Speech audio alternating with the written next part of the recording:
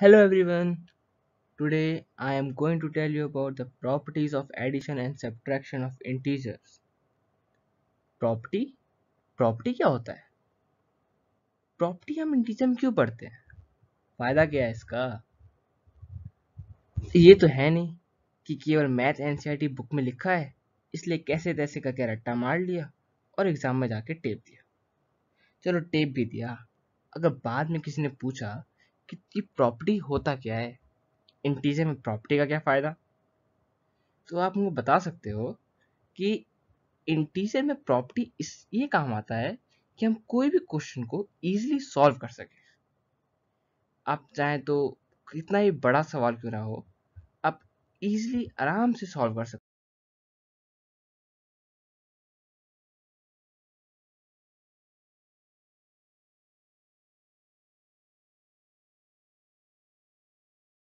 अब हम बात करते हैं इंटीजर की। वैसे आपको पता होगा कि इंटीजर क्या होता है, लेकिन फिर भी एक बार रिकॉल कर लेते हैं।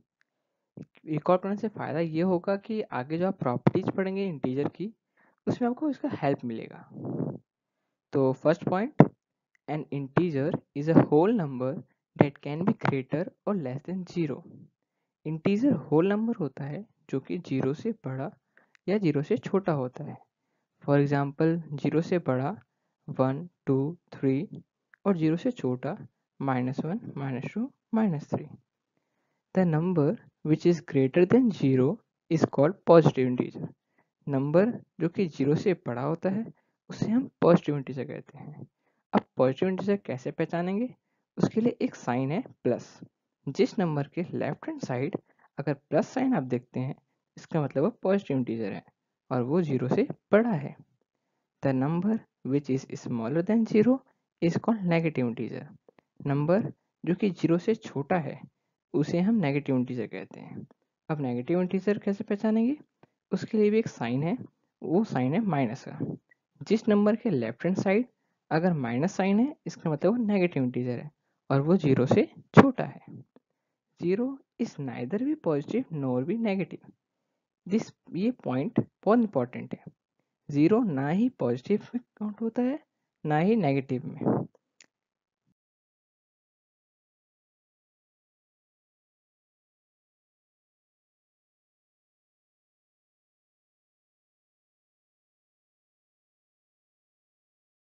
इंटीजर्स की कुछ प्रॉपर्टीज एंड फॉर्मूलाज होते हैं जिनकी हेल्प से हम इंटीजर से कोई भी क्वेश्चंस को इजीली सॉल्व कर सकते हैं। इसकी प्रॉपर्टीज देख लेते हैं। First, closure property under addition. Closure property addition में कैसे हेल्प करता है? Formula a plus B is equal to C. इसमें a, b और c तीनों इंटीजर है। कोई भी दो इंटीजर को अगर हम ऐड करते हैं तो उसका जो आंसर निकलेगा वो भी एक इंटीजर होगा। B, closure property under subtraction. Closure property subtraction में कैसे हेल्प करता है? a minus B is equal to C. कोई भी दो इंटीजर को अगर हम माइनस करते हैं तो उसका आंसर भी एक इंटीजर ही निकलेगा। Third, commutative property, a plus B is equal to B plus A. अगर हम कोई भी दो इंटीजर को ऐड करते हैं और उनके सीक्वेंस को हम चेंज कर दें तो दोनों का आंसर इक्वल आएगा। हम इसका एग्जाम्पल अगले स्लाइड में देखेंगे, अच्छे समझ में आ जाएगा।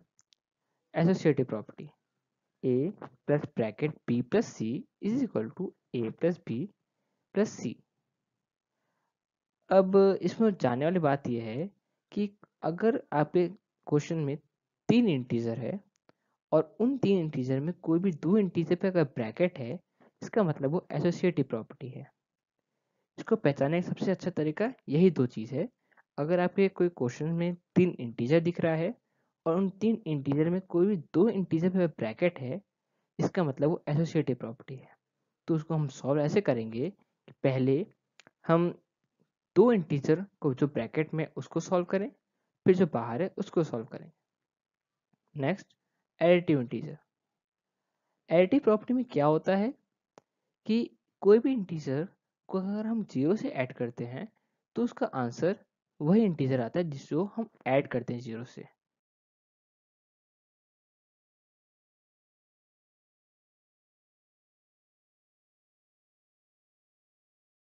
इसी चीज़ को अब हम एग्जाम्पल के थ्रू समझ लेते हैं ताकि कोई भी डाउट ना रहे। अगर फिर भी कोई डाउट है तो आप मुझे कमेंट सेक्शन में पूछ सकते हैं, मैं आपका डाउट क्लियर कर दूंगा। First property, closure property under addition. Closure property addition में कैसे हेल्प करता है, इसमें मैंने आपको बताया था। इसका फॉर्मूला होता है a plus B is equal to C. तो 7 प्लस 6 इज इक्वल टू 13। इसमें 7 और 6 दोनों इंटीजर है, और जो उसका हम आंसर आ रहा है 13 वो भी एक इंटीजर है। तो मैंने बताया था कि कोई भी दो इंटीजर को अगर हम ऐड करते हैं तो उसका आंसर भी एक इंटीजर निकलेगा। Next, closure property under subtraction. Subtraction में कैसे हेल्प कर रहा है, 7 माइनस 6 इज इक्वल टू 1। तो इसमें 7 और 6 दोनों इंटीजर है, उसका जो आंसर है वो भी एक इंटीजर है 1। तो हम कोई भी दो इंटीजर को अगर ऐड करें या सब्ट्रैक्ट करें उसका आंसर एक इंटीजर निकलेगा, और उस प्रॉपर्टी को हम क्लोजर प्रॉपर्टी करेंगे। Next, competitive property. 3 plus 5 is equal to 8 and 5 plus 3 is equal to 8। मतलब कोई भी दो इंटीजर को अगर हम ऐड करते हैं और उनके सीक्वेंस को चेंज कर दें तो दोनों का आंसर सेम आएगा। जैसे हम इसमें देख सकते हैं कि 3 प्लस 5 को हमने ऐड किया तो 8 आया, और हमने 3 प्लस 5 के सीक्वेंस को चेंज कर दिया तो भी उसका आंसर 8 ही आया, जैसे 5 plus 3। Next, associative property. 5 plus bracket में 3 plus 2 is equal to 10 and bracket में 5 plus 3 is equal to 2 plus 2 is equal to 10। मतलब कि मैंने बताया था आपको, अगर इस एसोसिएटिव प्रॉपर्टी में 3 डिफरेंट इंटीजर्स होते हैं और कोई भी दो इंटीजर पे ब्रैकेट होता है, तो आपने एग्जाम्पल थ्रू समझा। 5 प्लस ब्रैकेट में 3 plus 2 is equal to 5, so 5 plus 5 is equal to 10। और इसी का अगर हमने ब्रैकेट चेंज कर दिया, फर्स्ट में ब्रैकेट लगा दिया, तो 5 plus 3 is equal to 8 plus 2 is equal to 10। Next, associative property, additive property. 5 plus 0 is equal to 5। तो मैंने बताया था कि कोई भी इंटीजर को अगर आप 0 से ऐड करते हैं तो सेम इंटीजर आता है जिससे हम ऐड करते हैं। तो 5 प्लस 0 इज इक्वल टू 5, मैंने 5 को 0 से ऐड किया तो उसका आंसर 5 ही निकला। आई होप आपको समझ में आ गया होगा। If you have any doubts about this topic, you can ask me in the comment section. I will solve your problem. Thank you. Bye bye.